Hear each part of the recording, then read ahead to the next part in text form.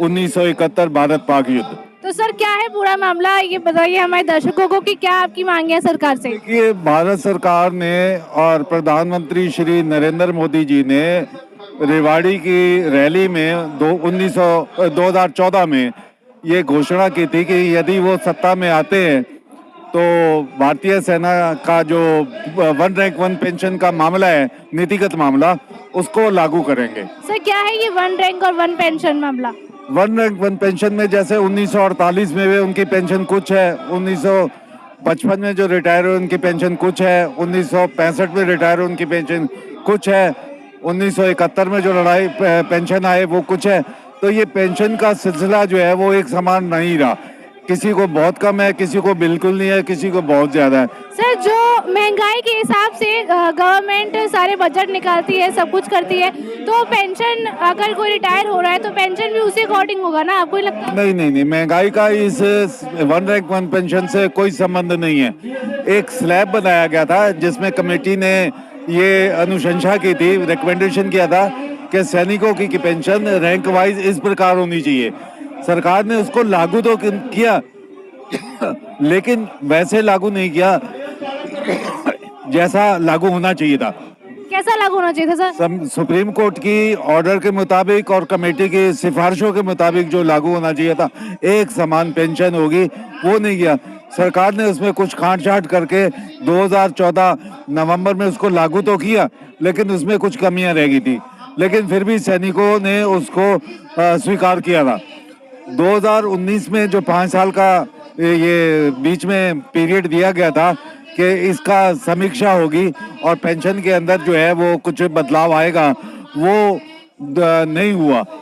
बाद में जब 2023 में भारत सरकार ने इसको लागू किया तो उसमें पाया गया कि अधिकारियों के लिए तो ये वन रैंक पेंशन थी नहीं, उनको जो है वो 75-80% दे दिया गया और जवानों को जो है वो 20% नहीं मिला। सर पेंशन और रेजिमेंट का कोई कनेक्शन है क्या? है पेंशन और रेजिमेंट मतलब जिसकी रेजिमेंट अच्छी होगी? ऐसा कुछ भी नहीं है, किसी चीज में अंतर नहीं है। अंतर भारत सरकार की नीतियों में है। जो लागू करना चाहिए था वो लागू नहीं किया। भारत सरकार के जो अधिकारी थे सेना के अंदर और जो रिटायर हो गए थे, उनके लिए ये बना ही नहीं था one rank one pension, only JCO rank और जवान के लिए बना था।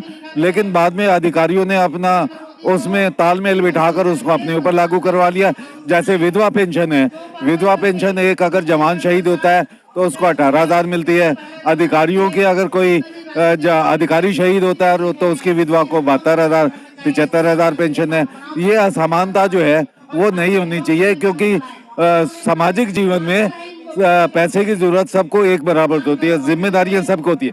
क्योंकि छोटी उम्र में जो जवान शहीद हो जाते हैं, कम उम्र आयु में, उनके परिवार के ऊपर बहुत जिम्मेदारी होती है, उनको पैसे की ज्यादा जरूरत पड़ती है, जबकि अधिकारियों के परिवारों की इस प्रकार की जरूरतें कम होती है उनकी, लेकिन उनको बेनिफिट ज्यादा दिया गया और जवानों की फैमिली को बेनिफिट कम दिया। नंबर 2 था एमएसपी पे जवानों को 5200 दिया गया। नर्सिंग जो कि बॉर्डर पे जाती नहीं है, लड़ाई में हिस्सा ही नहीं लेती, उनको 10,500 दिया गया और अधिकारियों को 15,500 दिया। ये जो डिस्क्रिपेंसीज थी, भेदभाव था, ये बिल्कुल गलत था। जवानों को बल्कि अधिकारियों के एमएसपी तो सबको बराबर होना चाहिए, क्योंकि बॉर्डर के ऊपर फ्रंट पे जवान सबसे आगे होते हैं, उसके बाद पीछे ऑफिसर अधिकारी होते हैं जो निर्देश देते हैं। लड़ते तो जवान है सबसे पहले, जवानों का वेलफेयर देखा ही नहीं गया, उनको एमएसपी 5200 रखा गया। जो नर्सिंग कभी जंग में हिस्सा ही नहीं लेती, उनको 10,500 रखा गया, अधिकारियों को 15,500। तो इसके विरुद्ध जो है भारतीय पूर्व सैनिक संघ ने आवाज उठाई थी और 20 फरवरी से हम लोग इस धरने पे हैं। भारत सरकार से बार बार आग्रह कर रहे हैं, निवेदन कर रहे हैं, अनुरोध कर रहे हैं, मेमोरेंडम दे रहे हैं और प्रदर्शन करके उनको बता रहे हैं कि ये चीज इसको हटाइए, एक समान लागू कर।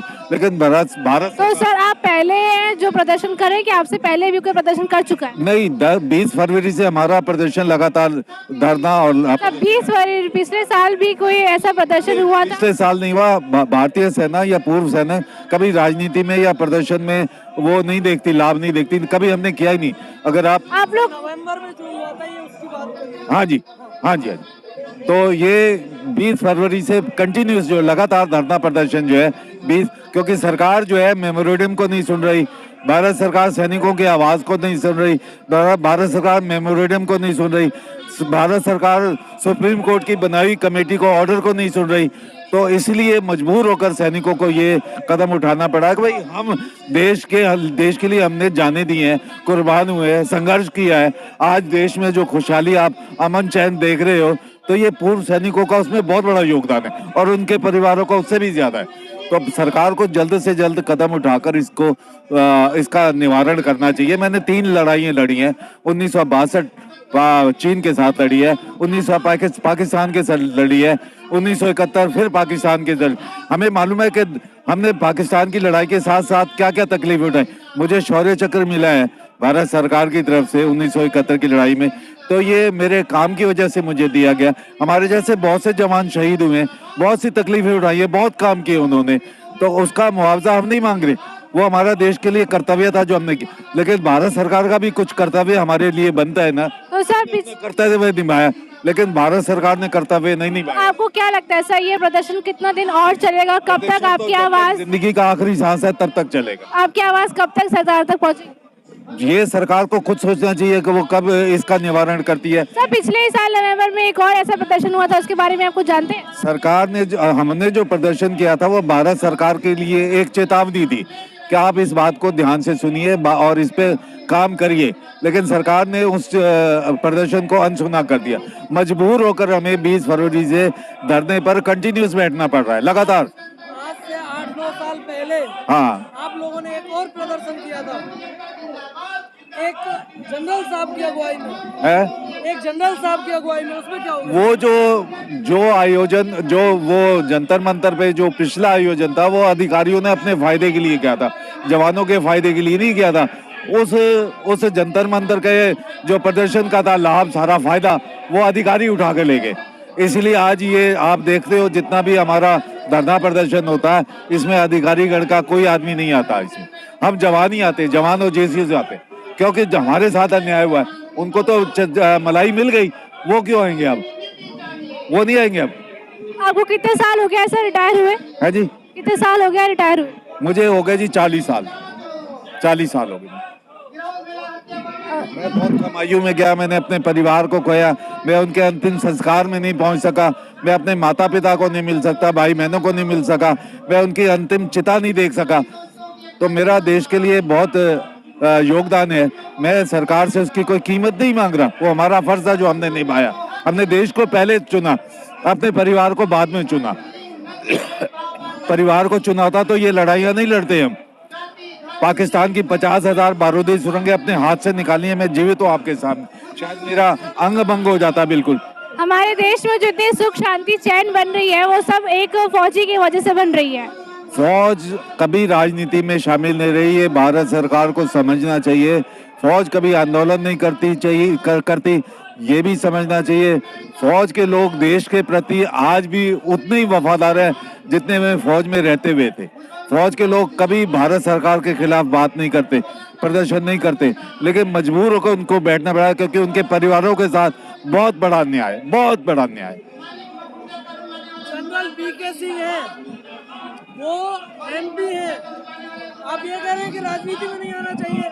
अरे सर, आपके लोग तो लगातार जनरल रैंक के आते हैं। आपने किसी जवान को या जेसीओ साहिबान को देखा कि फौज में राजनीति में आया हो? कभी नहीं आया, किसी मंच पे नहीं आया। वो ऑफिसर अधिकारी इसलिए आते हैं। आप लोग को शायद अलाउ भी नहीं है कि किसी पॉलिटिशियन, सब है। जब आप रिटायर हो गए तो आपके पास रिटायर होने के बाद, लेकिन रिटायरमेंट के बाद फंडामेंटल संवैधानिक अधिकार सबके लिए बराबर है, सब कर सकते हैं हम लोग। लेकिन हमारी जो शिक्षा में, फौज की तालीम में, जो हमारी नेचर में, वो राजनीति नहीं है। बिल्कुल हम नहीं राजनीति में पढ़ना चाहते। जब एक फौज ड्यूटी में रहता है तब वो किसी राजनीति में हिस्सा, जब एक फौज ड्यूटी में रहता है तो वो किसी भी राजनीति का पार्ट नहीं बन सकता। वो भी राजनीति में नहीं आता, ना वो राजनीति की बातें करता है, ना वो राजनीति में कूदता है। वो अपनी ड्यूटी को, अपने देश को पहले देखता है, बाद में अपने परिवार को देखता है। देश उसके लिए सर्वप्रथम, उसका जो टारगेट होता है मुल्क होता है। अगर मुल्क के ऊपर कोई हमला करेगा या गलत एक्शन लेगा तो फौजी सबसे पहले फ्रंट पे जाके उसका मुकाबला करेंगे। आज भी यही नीति हमारी। जब राजनीति की बात चली रही है जनरल वीके सिंह का एक 15 सेकंड का वीडियो खासा वायरल हो रहा है, जिसमें कि उन्होंने बोला है कि 94% जो फायदा है वो अधिकारियों को हुआ है और 6% वो जवानों को हुआ है, 6% अधिकारी। वायरल वो इसलिए हो रहा है वीडियो क्योंकि उसमें उनकी कथनी और करनी का अंतर समझ में आ गया जवानों को, क्योंकि जवानों के साथ छल कपट किया गया है। जवानों को इकट्ठा करके जंतर मंतर पे उनकी स्ट्रेंथ को दिखाकर, उनकी नफरी को दिखाकर भारत सरकार को और नीतियों को उन्होंने प्रभावित किया है और फायदा लिया है। उनके लिए तो 1 रैंक 1 पेंशन था ही नहीं, वो कहां से मिला उनको? सिर्फ इसी जंतर मंतर की वजह से ही मिला उनको। इसलिए जवान अब उनसे अलग हो गए, उनकी फेडरेशन से, उनके किसी कार्यकलाप से, उनकी किसी नीति से हमारा कोई मतलब नहीं है। जनरल वीके सिंह जो है वो जवानों के साथ उन्होंने छल कपट किया है और जवानों को छला है। आज यही वजह है कि इन जनरलों की वजह से ही जवान चले गए, जेसीओस चले गए। आज हम जो धरने पर बैठे, मजबूर होकर बैठे, हमारा कोई उद्देश्य सरकार को नीचे नहीं करना या किसी का दुष्प्रचार करना नहीं है। हमारा मकसद सिर्फ उनसे अभी अधिकार को प्राप्त करना। क्या उम्मीद है सर आपको कि सरकार आपकी बात कब तक मानेगी? प्रधानमंत्री जी से काफी आशा है, क्योंकि प्रधानमंत्री जी सैनिकों के लिए काफी हमदर्दी रखते हैं और काफी आदर सम्मान है उनके हृदय में। आशा करना चाहिए कि प्रधानमंत्री जी इसका। आप लोग इस चार्ट में भी देख लेना जेसीओस को जवान के लिए कितना बेसिक मिलना था, कितना मिला हुआ है, कितना माइनस में है। इसी तरह इसमें पूरा जानकारी है, आप लोग अच्छी तरह जानकारी ले सकते हैं। ओके फ्रेंड्स, ये वीडियो आपको पसंद आने से सब्सक्राइब करो, लाइक करो, शेयर करो। नेक्स्ट वीडियो मिलेंगे। जय हिंद, जय भारत।